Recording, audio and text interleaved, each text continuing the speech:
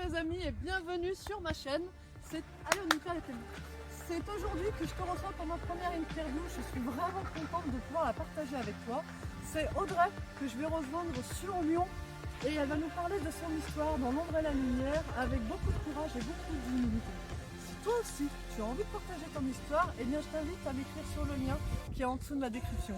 Sur ce, je te souhaite un bon visionnage, j'espère que ça te plaira. Je t'embrasse, à très bientôt. Allez, on y va.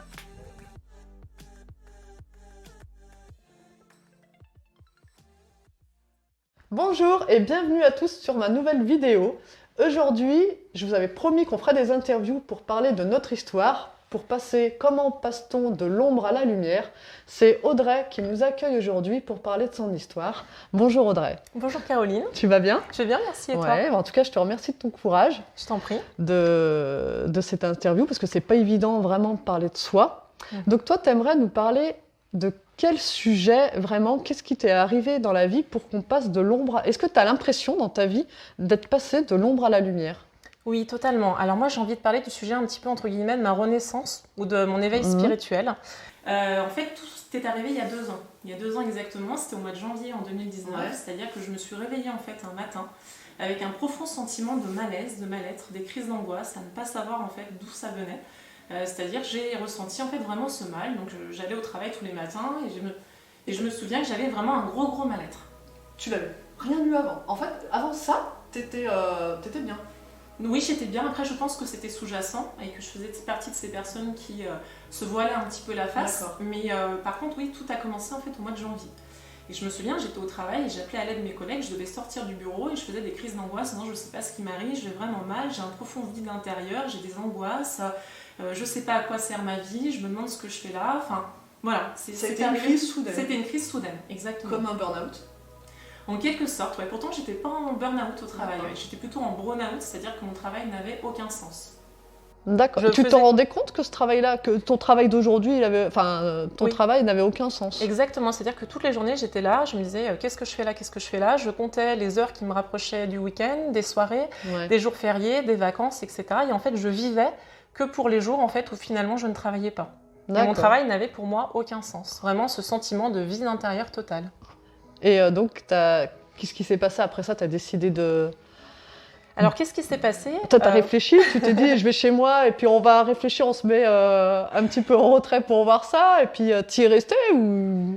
Alors, la vie m'a pas vraiment laissé le temps de réfléchir, parce qu'en fait, il y a une succession d'événements un petit peu douloureux, c'est-à-dire qu'en l'espace d'1 an, j'ai connu 3 décès. Donc, le premier, c'était celui de ma tante et marraine qui m'a complètement en fait anéantie parce que j'étais très proche d'elle.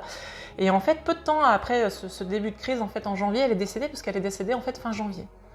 Et en fait, suite à ça, j'ai eu en fait une prise de conscience, le sentiment que la vie était courte et pas illimitée, et qu'en fait, qu'il était déjà beaucoup trop tard.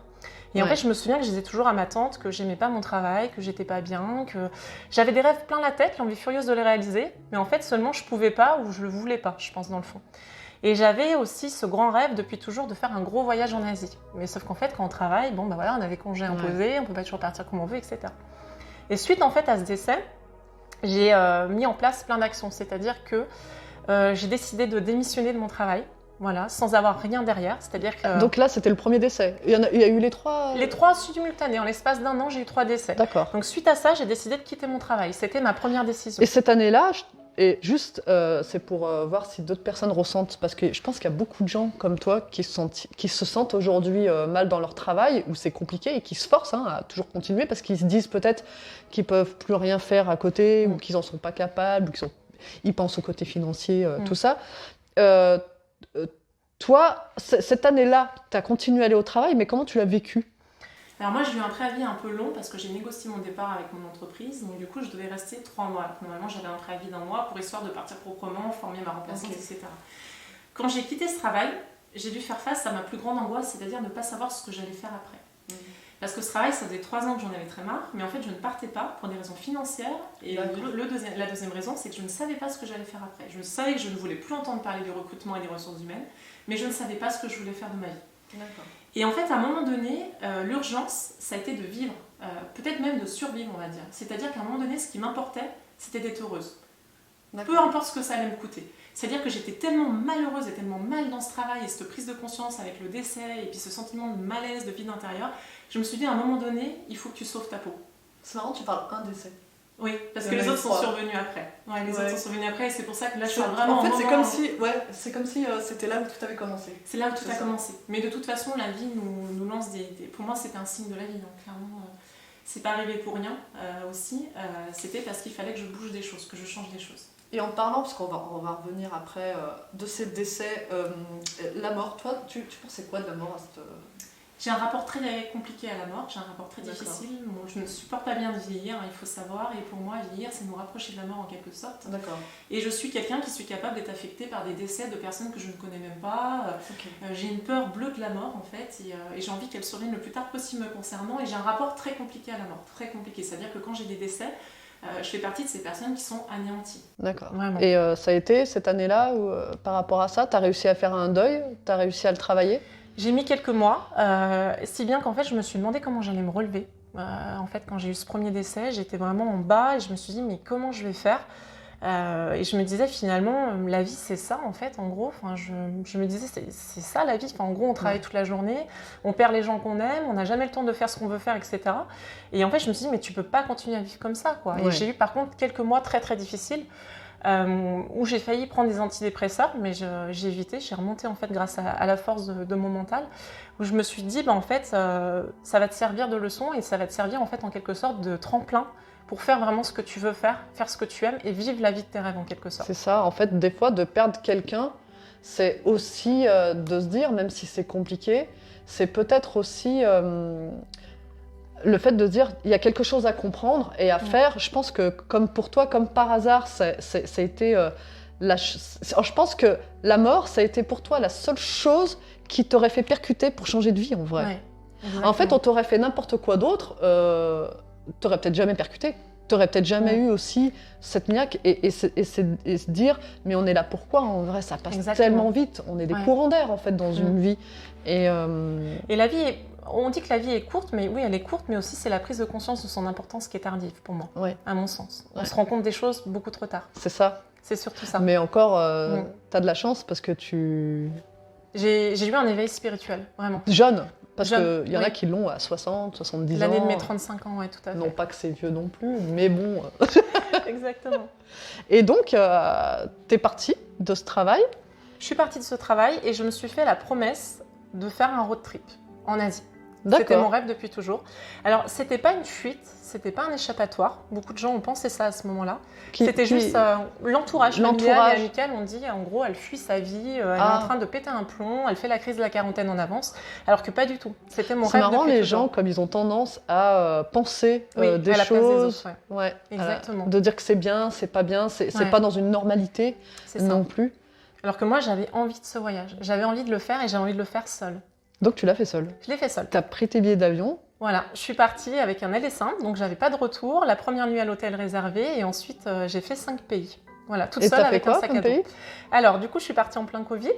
Donc j'ai fait imaginez toutes les difficultés quand même. Ouais. Donc j'ai fait la Birmanie, le Cambodge et le Vietnam en fait à fond. Ouais. J'ai commencé à faire l'Inde. Donc c'était très très compliqué de faire l'Inde parce que le Covid est arrivé de plein fouet. Et il faut savoir qu'une amie m'avait rejoint pour faire l'Inde parce que c'était vraiment la condition, parce qu'autant les autres pays ça ne me gênait pas de les faire seule, l'Inde c'est plus compliqué quand on est une femme. Et du coup, trop compliqué. Et en fait, on aurait dû rentrer en France, toutes les deux.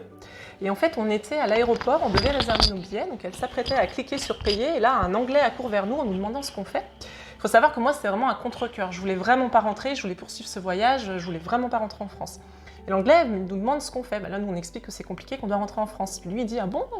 Mais moi, là, je vais en Malaisie. La Malaisie, en fait, on peut encore y aller. Ils ne ferment pas les frontières. » Je dis « Ah bon ?» Je vérifie en 2 secondes et tout. Je vois que c'est bon. C'est aussi bon pour les Français, parce qu'à l'époque, les Français étaient vraiment mal considérés à l'étranger parce qu'on était le 2e pays le plus touché, il faut savoir, au démarrage.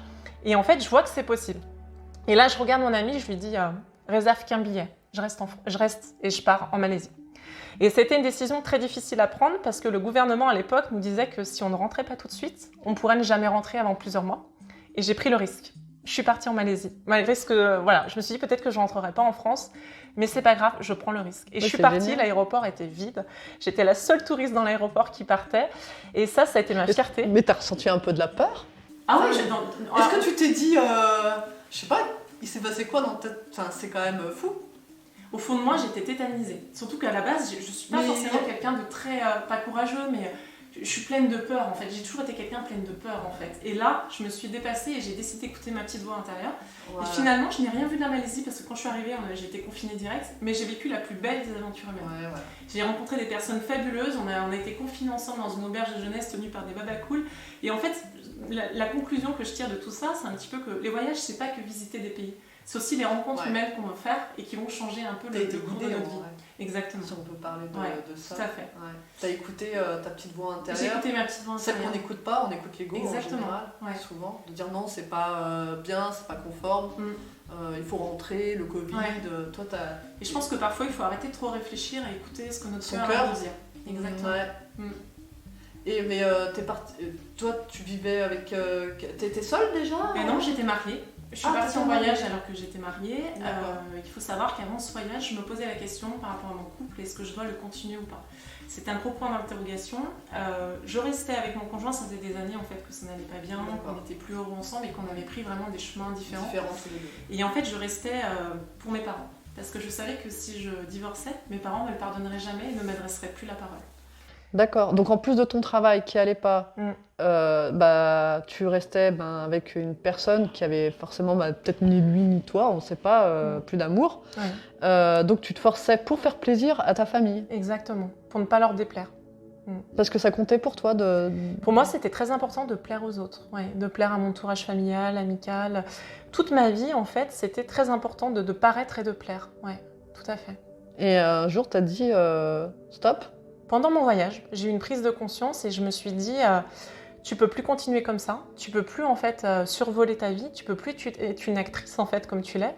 Ouais. Et en plus de ça, voilà, j'ai des problèmes de santé depuis que j'ai 20 ans, donc vivre à contre-courant, enfin pas vivre à contre-courant dans le sens où ne pas vivre sa vie comme on l'entend, ça a aggravé mes douleurs en quelque sorte. J'étais jamais bien parce que je faisais des choses qui me correspondaient pas et ça me provoquait des grosses douleurs. T'étais pas en phase avec toi-même. J'étais pas en phase avec moi-même. Et aujourd'hui que t'es en phase, on en reparlera après, mais si déjà t'as déjà fait tout ça, c'est que ta vie te correspond déjà peut-être mieux, je l'espère. Tu te sens mieux au niveau de ta maladie déjà? Peut-être que ça ira jamais mieux, mais je veux dire, est-ce que tu sens que t'es plus en équilibre, ton corps il... Pour te faire sourire, c'est vrai que parfois les spécialistes me disent mais vous prenez un traitement pour cette maladie? Voilà. Je dis non. Ils disent mais qu'est-ce que vous faites du coup? Je dis en fait j'ai décidé de mener la vie qui me plaisait. J'ai enlevé toutes les choses qui me dérangeaient et maintenant je vais mieux. Et ça les fait beaucoup sourire. Mais c'est tout dans le mental. Beaucoup dans le mental. Ouais. Bon après je fais appel beaucoup aussi à des médecines alternatives. Ouais. Mais par contre en ayant supprimé ne serait-ce que mon travail et mon couple qui ne me correspondait plus, j'ai beaucoup gagné. J'ai beaucoup gagné en sérénité, je suis beaucoup mieux. Après, je suis en phase de transition, c'est-à-dire que ma transition a commencé en 2019, nous sommes en 2021. Je suis beaucoup plus heureuse qu'avant, mais je n'ai encore pas fini mon cheminement. Voilà. Il faut savoir que les transitions sont longues, surtout quand on prend des décisions qui sont coûteuses, soit en termes financiers, soit en termes de... On perd des êtres chers en quelque sorte. On prend la décision aussi de déplaire aux autres, de ne plus être dans les clous, parce qu'aujourd'hui, je ne suis plus dans les clous. C'est-à-dire pour moi, je me considère comme quelqu'un qui ne suit pas ce que la société impose de faire. Et parce que pour vivre ça, c'est que c'était qui la Audrey quand elle était petite? Pour avoir autant de... Même des principes que tu as eu avant, que c'était plus les tiens. C'était quoi ton éducation? C'était qui Audrey? La Audrey, quand elle était petite, c'était quelqu'un de plutôt sage, qui faisait jamais de vagues. De toute façon, elle avait un papa qui disait toujours il faut pas faire d'histoire. Donc du coup, la Audrey, en fait, elle essayait de jamais faire d'histoire, de pas se faire remarquer, surtout jamais se faire remarquer. Et en fait, elle a eu une adolescence très tranquille, jamais eu de crise d'adolescence. Elle s'est mise en couple très jeune, elle avait 24 ans. Elle a rempli toutes les cases, c'est-à-dire elle s'est mariée, elle a été propriétaire, tout le monde elle a était eu un content. CDI. Tout le monde était content. Il manquait quelque chose par contre pour que les parents soient pleinement contents, c'était l'enfant. Mais ça, l'enfant, je refusais de le faire et de le donner et ça a été problématique et ça l'est encore aujourd'hui. Dans quel sens pour toi aujourd'hui, de faire un enfant, c'est pas une nécessité aujourd'hui? Non, en fait, je n'ai jamais eu cet appel du ventre comme les femmes peuvent dire. Je n'ai jamais eu ce désir ni ce besoin de maternité. Et surtout, la vie avec enfant n'est pas une vie qui me convient. C'est-à-dire que moi, je n'ai rien contre les enfants, mais quand je peux voir ou quand je peux m'occuper d'enfants, c'est quelque chose qui me lasse. Je ne suis pas en phase avec ça parce que ce n'est pas quelque chose pour moi, tout simplement. Mais c'est génial de l'assumer. Parce qu'en fait, je trouve qu'on est une génération enfin peut-être à toi plus la tienne, non, je rigole. Mais on est une génération où en fait il y a plein de gens aujourd'hui qui font des enfants parce qu'on rentre dans une normalité. Il faut se marier, il faut avoir quelqu'un dans sa vie, il faut avoir des enfants. Et en fait aujourd'hui, je trouve qu'il y a de plus en plus de gens qui n'ont pas forcément envie d'enfants et qui l'assument, mais c'est très rare. Et en plus c'est tabou. C'est très tabou. Et en fait c'est génial. Ouais. De se dire, ben non, moi j'en veux pas en fait. Mais je parie que tout le monde t'embête avec ça. Ah, énormément. C'est Mes pas parents normal. m'en ont beaucoup voulu. Ils m'ont bien dit qu'ils auraient préféré avoir une fille un peu plus classique, qui rentre un peu plus dans les rangs. Ils m'en veulent encore aujourd'hui. Voilà, ma mère est très malheureuse à cause de ça. Et même les amis n'ont pas compris, surtout que j'étais mariée, j'étais en couple depuis 12 ans. J'avais rempli toutes les cases, toutes les cases parfaites. On dit qu'il n'y a jamais de bon moment pour avoir un enfant. Moi, j'avais vraiment tout rempli. Mais en fait, ce n'était pas quelque chose pour moi. Et en fait, je ne me voyais pas faire les choses parce que la société nous l'impose. Il y a beaucoup d'injonctions sociétales. Il faut être en couple, il faut être marié, il faut avoir des enfants, etc. Mais qui a dit qu'il fallait faire tout ça ? Enfin, voilà. Ouais. Et à un moment donné, on n'est pas tous faits en fait pour suivre ce même schéma-là. Moi, si j'avais des enfants aujourd'hui, je serais très malheureuse. Voilà. D'accord. Mais c'est après, je pense que même si des gens ne l'accepteraient pas, le fait, je pense, de te voir heureuse, ben, ça peut les rendre heureux aussi par la suite. Peut-être que les gens comprendront. Pour l'instant, ils n'ont pas cette prise de conscience. Peut-être que plus tard, ils l'auront. Peut-être qu'ils l'auront jamais. Ouais. Mais je pense qu'il ne faut pas attendre forcément des autres. Parce qu'il y a des parents qui sont débordés. Il y a beaucoup de mères qui sont en dépression dès qu'elles accouchent. Il y a forcément aussi quelque chose par rapport à ça. Et que toi, tu choisis simplement de se dire non, c'est pas pour moi. Et je trouve ça génial de l'assumer. Et puis c'est pas ni une honte, ni une obligation d'en avoir. Tout à fait. Et c'est très courageux de le dire, parce que c'est vrai que c'est marrant, parce que quand on rencontre des gens, c'est souvent « tu fais quoi comme travail ?» Tout est important. En fait, c'est ça, quand on rencontre des gens, moi j'aime bien ces premiers instants, c'est « tu travailles dans quoi ?» Ça, c'est important, d'avoir une vie, voilà.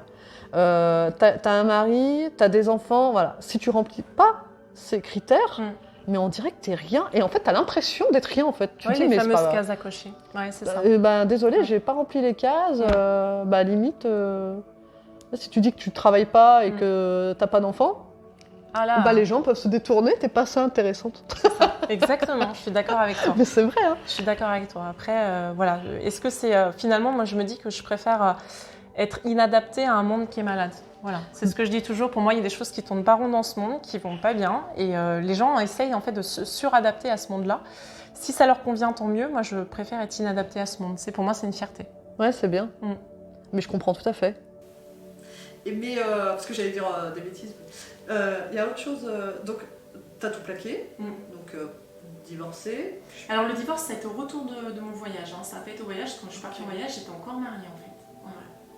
Par contre, j'ai plaqué mon job, je suis partie en voyage envers et contre tous. Mes parents ne me soutenaient pas du tout dans ce projet-là, les amis, la plupart me disaient que c'était de la folie. Le conjoint à l'époque n'a pas du tout en fait, soutenu mon projet. Et en fait, je suis vraiment partie envers et contre tous. Avec mon sac à dos. Et en fait, t'es morte pour renaître ? Ouais, c'est ça. Tel le phénix en fait, en quelque sorte. Je pense que 2019, ça a été ma pire et ma plus belle année. J'ai connu le chaos. Et je peux dire que là, j'entrevois le bout du tunnel et je vois de la lumière. Mais ça a mis du temps, parce qu'on est encore en 2021 et j'ai encore pas fini mon cheminement. Ouais. Et du coup, je suis revenue de ce voyage, du coup, séparation avec mon ex-conjoint et reprise d'études. Voilà. Juste, parce que je pose des questions. Ce voyage-là, il t'a aidé à faire déjà le deuil. Ça t'a aidé, parce que ces pays-là, ils ont une autre... Alors l'Asie, c'est pas pour rien. J'étais vraiment aussi en quête un peu spirituelle, parce que je suis très spirituelle. Alors ça m'a pas forcément aidé pour le deuil.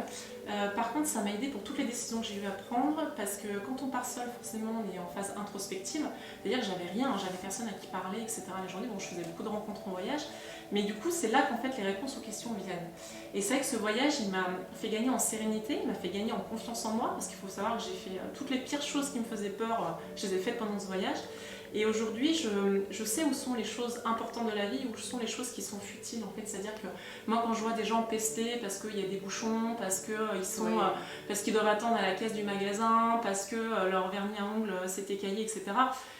Moi, dans ma tête, ces choses-là, je suis passée au-dessus dans le sens où je sais ce qui est difficile ou pas dans la vie. Voilà. Et du coup, je suis beaucoup plus sereine, beaucoup plus spirituelle par rapport à la vie. Et on va dire que des choses qui m'auraient ébranlée auparavant ne m'ébranlent plus. On gagne en assurance, en sérénité. Les voyages, ils me servent encore au quotidien parce que parfois, quand j'ai des moments de doute, je me dis, mais rappelle-toi par où t'es passé, rappelle-toi ce que t'as fait. Ouais. Parce qu'il faut du courage pour être soi. Vraiment. Dans un monde qui veut nous conformer, nous mettre dans des cases, etc. C'est très très Il faut du dur courage. et il faut être. Alors le problème c'est que si t'es pas entouré, Ouais. c'est parce que t'as pas été entouré. Non, pas du tout. J'ai tout traversé toute seule. Voilà. Et comment t'as fait pour. Parce qu'il y a plein de gens qui disent ouais mais j'y arriverai pas. Tu t'es dit un jour je vais écouter mon cœur, t'as eu une force à l'intérieur qui fait que t'as fait quand même. Qu'est-ce qui s'est passé? C'était tellement plus facile finalement de se laisser engouffrer dans ce que t'avais. Exactement, oui, j'aurais pu sombrer, j'aurais pu me laisser aussi, parasiter par l'entourage, qui projetait plein de peur sur moi. Et en fait, à ce moment-là, j'ai décidé que le plus important pour moi, c'était de vivre. Et c'est-à-dire que je me suis rendu compte, en fait, suite à ce décès, ça m'a fait un électrochoc. Je me suis dit, en fait, je ne peux plus perdre 2 minutes de ma vie. Le temps est précieux, je ne sais pas si demain après-demain je serai encore là.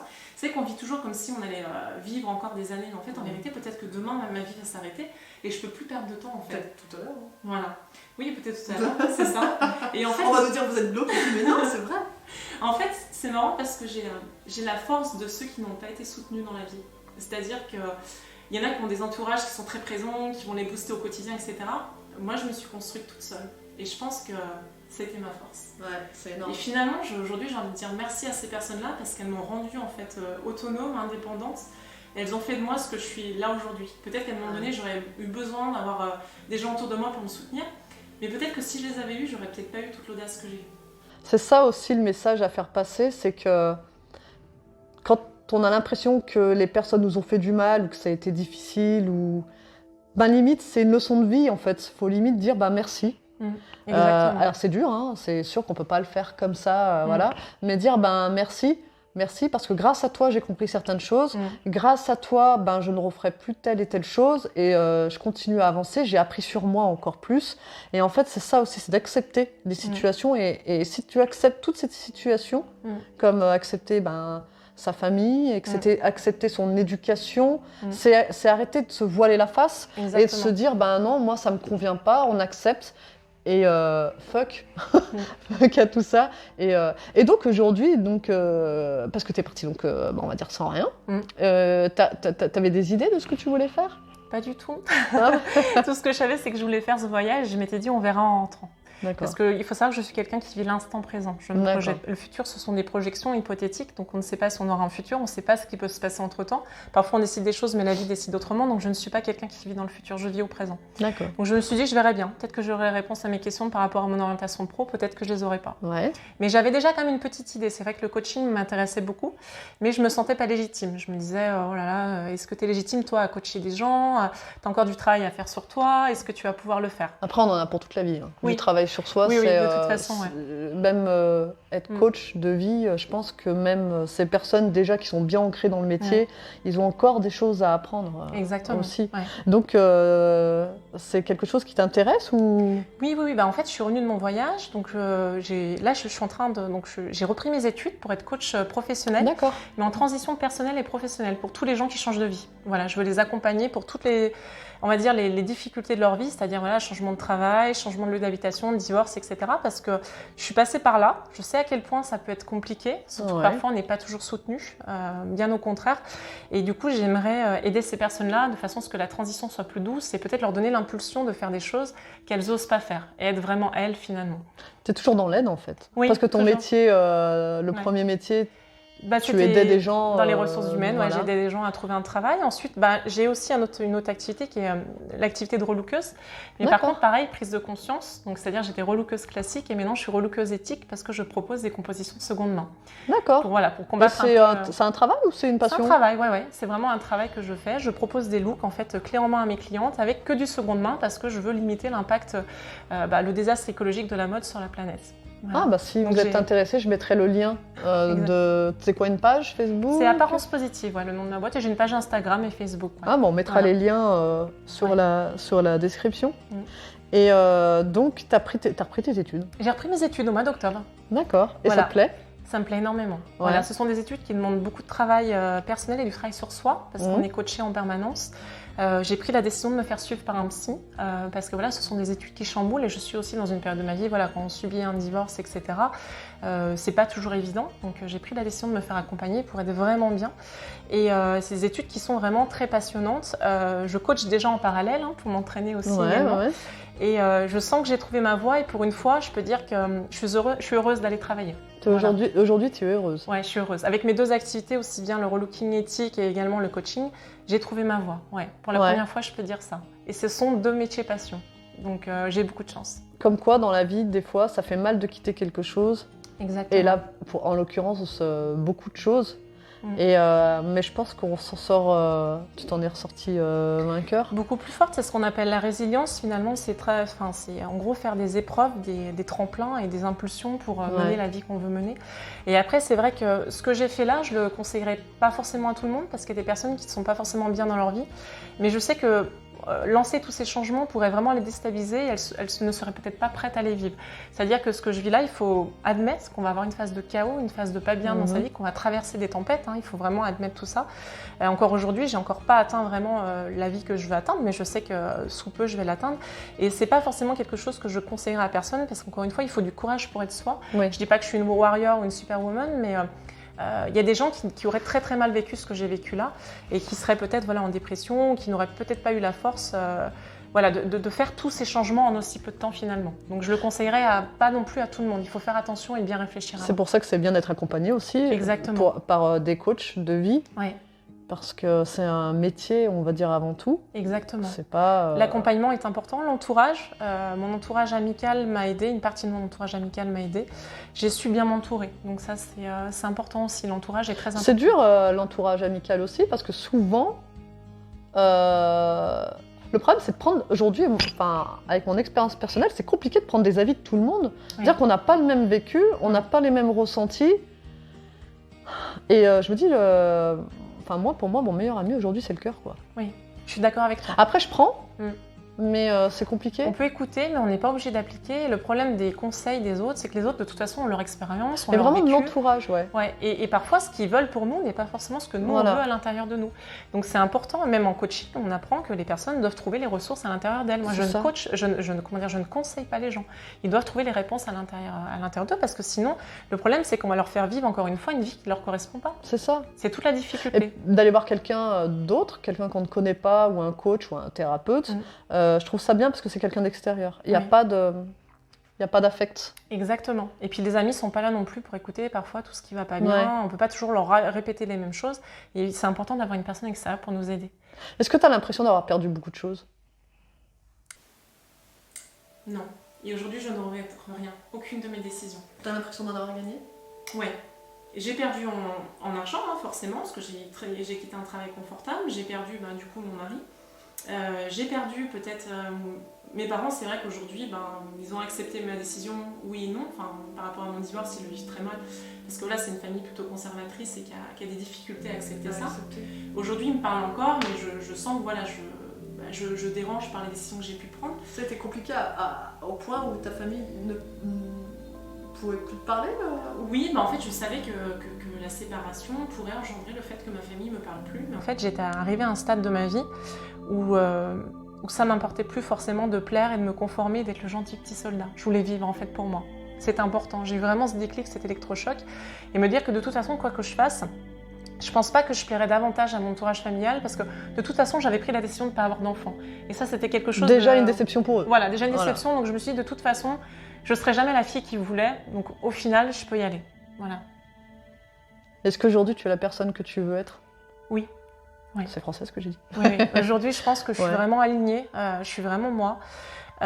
J'ai encore du cheminement à faire, j'ai encore un peu de travail à faire, mais pour la première fois, j'ai l'impression d'agir selon ce que moi je veux en fait, et non pas selon ce que la société ou les personnes attendent de moi.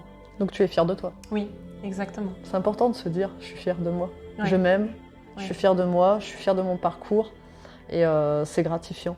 Donc, si tu as un message à faire passer aujourd'hui, ça serait quoi aux personnes qui nous regardent? Parce que tu as vécu la maladie, tu as vécu la séparation, tu as vécu la mort, tu as vécu la perte de travail. La perte aussi du conjoint, donc la séparation Voilà. qui est aussi une forme de deuil, hein, Bien il faut sûr. pas oublier.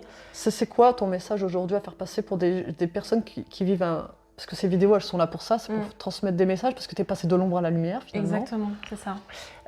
En fait, j'aimerais dire aux gens qu'il est bien plus tard que vous pensez, tout simplement. Prenez conscience en fait de l'importance de la vie et n'attendez pas plus tard pour faire les choses, parce que le plus tard n'est pas garanti. Encore une fois, on ne sait pas dans quel état on sera à la retraite, on ne sait pas si on va aller jusqu'à la retraite. Et en fait, quand on prend conscience que la vie est courte et pas illimitée, c'est le meilleur moyen finalement d'agir et de faire des choses. Se rappeler que bientôt on sera mort. C'est bizarre, c'est pas négatif. Non, quand c'est je dis ça, positif. mais se rappeler finalement que bientôt on sera mort, je pense que c'est une des meilleures choses pour nous pousser à l'action. Et arrêter de jouer des rôles, arrêter de vous conformer, arrêter de suivre un modèle sociétal qui pour moi aujourd'hui n'est plus valable. C'est-à-dire que ce qu'on nous a vendu il y a 40, 50, 60 ans en arrière, aujourd'hui ne fonctionne plus, le monde a changé, le monde n'est plus le même, les gens ne sont plus les mêmes. Et il serait temps en fait que les choses cessent, les choses qui rendent malheureuses la plupart des gens. Il faut que tu remplisses, il faut que tu fasses, les tu dois, etc. En fait, on ne doit rien du tout. On doit juste vivre une vie en accord avec nous, tout simplement. Peu importe ce que ça coûte. Ben, c'est beau. Merci. En tout cas, je te remercie pour ton Ben, je t'en partage. prie. Merci à toi pour l'interview. Merci. Eh bien, j'espère que cette vidéo vous aura plu. Je compte sur vous si vous voulez partager aussi votre histoire. Toute histoire est bonne à entendre. Je vous attends. N'hésitez pas à m'écrire sur le lien que je vais vous mettre en dessous. Eh bien, on se dit... je pense que nos chemins, ils se sont pas croisés pour rien. Et puis, on se dit peut-être à bientôt pour... je sais pas, peut-être une séance de coaching ou de rôle. En tout cas, je te remercie. Je t'en prie. Et n'hésitez pas, on évolue tous ensemble, encore une fois. Et je vous dis à bientôt. Merci.